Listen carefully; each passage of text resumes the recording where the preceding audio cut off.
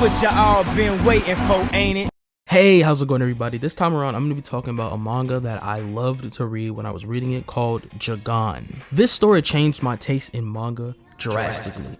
Jagaaan is a seinen manga written by Muneyuki Kaneshiro, the same author of Blue Lock, and was illustrated by Kensuke Nishida. It was serialized in Shogakukan's weekly big comic spirits from February 2017 to November 2021, and it changed my taste in manga forever. Jagaaan is about a police officer named Shintaro Jagasaki who works as a night patrol officer for Bupa City Police Department.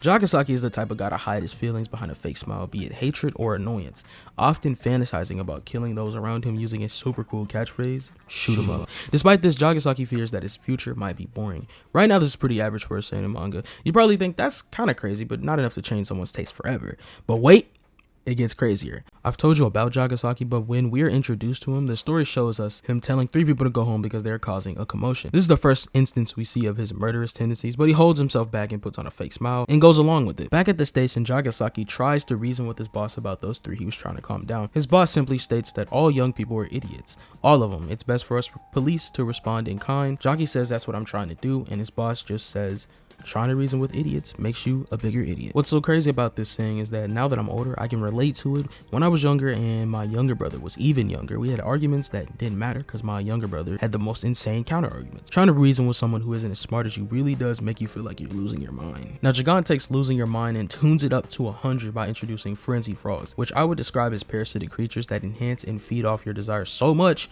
that you lose your mind and your body takes on a horrific but symbolized form of that desire. When this happens to someone, they become a fractured human. In some cases, if you're lucky enough, you will be infected with a frenzied froglet, making you a fractured human warrior. These frenzied froglets still have the chance to mature into fully grown frenzied frogs. Jagasaki becomes infested with one of these froglets, and according to his desires to shoot him up, he gets the literal definition of a hand cannon. He then blasts the fractured human. We are then introduced to a strange bird-like creature called Doku. He gives an explanation on frenzied frogs and fractured humans, but Jagasaki wastes no time by shooting it, and he runs home. At home, he meets his girlfriend Yuriko Ishizaka. Freaked out by what just happened and his hand still transformed, he sees another frenzy frog that hopped onto Yuriko, and as they sit down, Yuriko asks, okay, real quick, I'm gonna cut this summary into pieces. It's getting really hard for me to say Jagasaki more than once, so I'm gonna refer to him by his actual name. Well, I mean, that's a part of his name, but I'm gonna basically start calling him Shintaro from now because it's like 5 times easier. I even stuttered trying to say that, but yeah. Yuriko asks Shintaro if he ever thinks about their future. She also says it must be nice to be a man in this age, as you can just put your head down and work. You don't have to worry about things like a biological clock.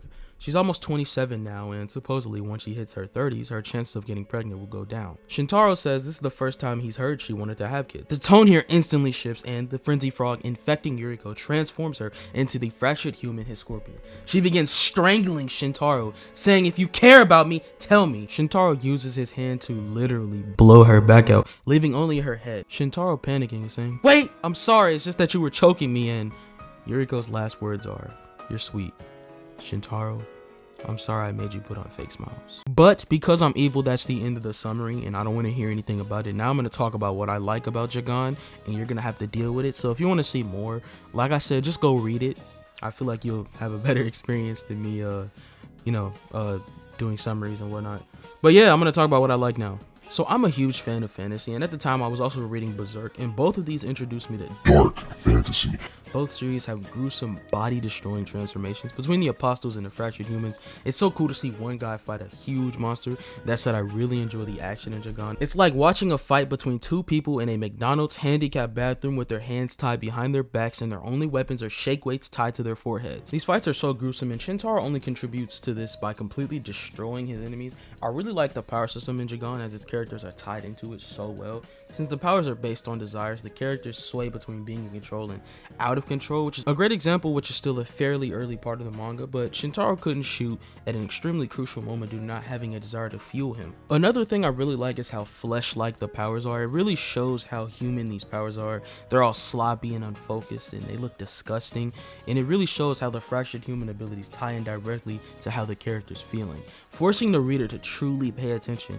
It's also reinforcing Jagaaan to have some excellent visual storytelling. The best way I can explain it is to take Bleach's power system for example. Bleach's power system is perfect for character progression. As Zanpakuto grows with its user, the longer they are with it and the more they start to understand themselves. Jagaaan does this, but not exactly in the same way. The more a fractured human understands their desires, they can get seemingly more control over it, but still it's just kind of out of their hands, which totally makes sense. The frenzy froglets make you more prone to releasing these desires, and as a human you have desires that you sometimes seemingly can't control. You have feelings and emotions that just spiral out, and that's exactly what these frenzy froglets do. They just amplify that spiral out. You get really mad at something and they amplify it, kind of like, honestly I won't even make that comparison, but yeah, you get it. Alright, so this is probably as far as I'll reach into the manga in terms of spoilers. I'd really like you guys to go read Jagaaan for yourselves, and honestly, click off and go read it right now.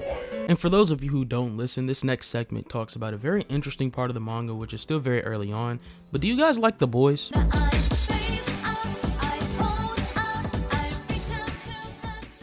Now what you just saw was an example of media.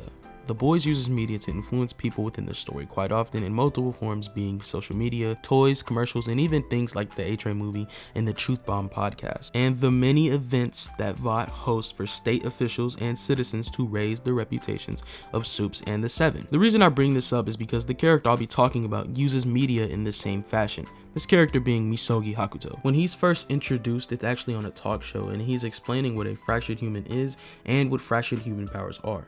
This is interesting because he also uses this opportunity to broadcast his invitation for fractured human warriors to fight together and save the world. Misogi is so incredibly dedicated to his dream of world peace that when Shintaro disagrees with him by saying that fractured humans don't have the right to pass judgment on others, he responds by saying that if he goes insane and loses control, Shintaro should kill him.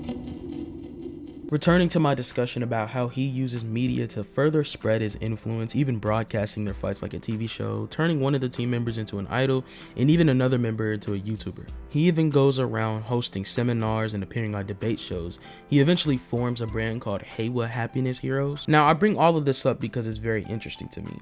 Misogi isn't corrupt in any way. He truly believes that this is the best way for justice heroes to make an impact and make the world a better place. While him and Shintaro have different ideals, Shintaro states that Misogi's justice is a pure white justice that makes him want to believe. Despite this pure-heartedness, Misogi manipulates the masses with media the same way VOT does, with trends, products, and information. Even during his debates, he equates the disdain of fractured humans to racial discrimination. If you pay attention to the news and most social media platforms, information is constantly thrown in your face and hidden, like the 4 Donald Trump ads that play back to back on the TV at my job. Misogi's approach to heroism shows you just how much social media and trends and the news can affect the opinions of many.